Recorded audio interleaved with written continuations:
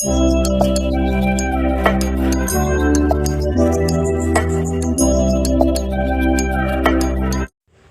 Friends, என் மகள் beetroot சாதம் வேணுமா அப்படின்னு கேட்டால், சரி பாப்பா செஞ்சிடலாம் அப்படின்ட்டு என் மகளுக்கு எனக்கும் தான் செய்கிறேன். இதில் நார்மல் சைஸ் பீட்ரூட் ஒன்று எடுத்து சீவி எடுத்துக்கிட்டேன், ஒரு பச்சை மிளகாய், நார்மல் சைஸ் வெங்காயம் ஒன்று, சாதம் வடித்து எடுத்து வச்சுருக்கேன். கொஞ்சமாக ஆயில் சேர்த்துடலாம். 1/2 ஸ்பூன் கடுகு,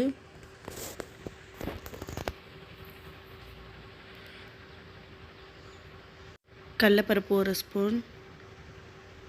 அடுப்பு சிம்மில் வச்சுங்க, இல்லாட்டி கடலைப்பருப்பு கருகிரும் டக்குன்னு. இப்போ நம்ம வெட்டி வச்சுருக்க வெங்காயத்தை சேர்த்துடலாம், பச்சை மிளகாய் சேர்த்துடலாம்.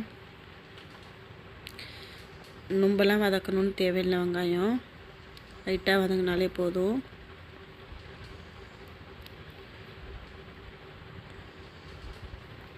கால் டீஸ்பூன் உப்பு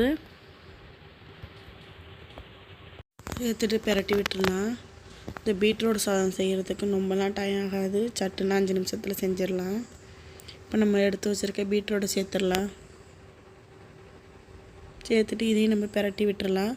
ஒரு 10 நிமிஷம் பீட்ரூட் வதங்கினா போதும்.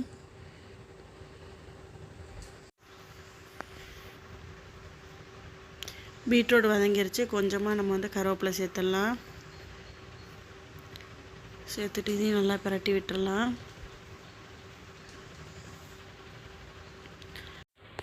இப்போ நம்ம எடுத்து வச்சுருக்க வெள்ளை சோறு சேர்த்துடலாம். சேர்த்துட்டு இது நல்லா வெள்ளை சோறு இந்த கலரு ரெட் கலர் மாறுற அளவுக்கு நல்லா பிரட்டி விட்டுறணும்.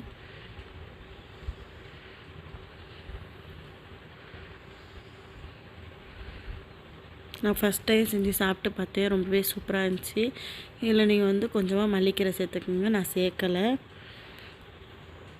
உங்களுக்கு இந்த வீடியோ பிடிச்சிருந்தா சப்ஸ்கிரைப் பண்ணுங்கள், ஷேர் பண்ணுங்கள், லைக் பண்ணுங்கள்.